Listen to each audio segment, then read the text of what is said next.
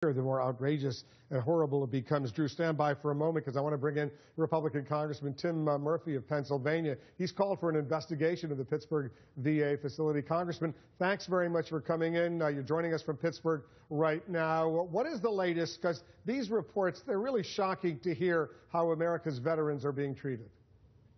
Well, I tell you, I just got an update a couple minutes ago from the Pittsburgh VA, and here's what's happened. So this 700 name list shows up of people who were requesting initial contact with the Veterans Administration. None of the administrators I spoke with even knew that such lists existed. So they were shocked as well to find out about this. And we asked them to tell us about every single person. They're calling every single person on that list. They've already made 100 or so appointments, and they're working down the list even more. But here's the interesting thing. They've traced this list down to, it seems like one person who, when this person would get those requests, wasn't processing it. And the supervisors of that person are also being questioned to say, why didn't you know that this was piling up? I mean, just imagine as if requests were coming in every day and this person more or less was taking the paper and shoving it in a desk drawer so it looked like the desk was clean. We've also asked the question, did this person receive a bonus, a promotion, a raise because it looked like they were processing all their work? We're waiting and standing by. The VA is looking into that. They're taking some quick action on this, which is what they should be doing.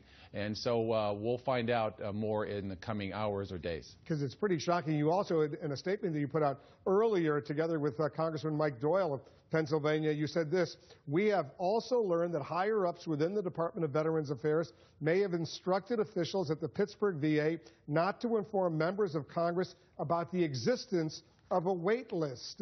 That, in effect, would be lying to members of Congress. What's going on here? Well, we were very concerned about that. I talked with some other folks within the VA, and what their version is, they said, we wanted to wait until we got more information for you. Then I just talked a few minutes ago with another administrator who says, I wasn't told that information. This is some of the confusion within the system. I'll give them the benefit of the doubt that they're trying to clean this up. But I think this speaks to multiply this throughout the Veterans Administration when people may not know what's going on. There may not be the right kind of supervision. They may not even know that such things exist. The pressure in the eyes of the members of Congress and the country is on them now. They got to take a lot of quick cleanup action. But there are many things still to follow. Drew has a question for you. Go ahead, Drew. Congressman, you've talked about this Legionella outbreak as well at that hospital, and you've been trying to get some accountability there. Have you been stymied, as we have, as to find out what has gone on in terms of trying to get accountability? And are you as frustrated in trying to get answers from the VA as we have been here at CNN?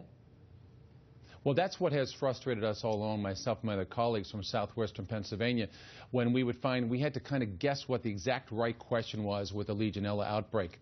And finally, when an inspector general studied this, found that they were not quick in their informing doctors and patients about the Legionella in the water system.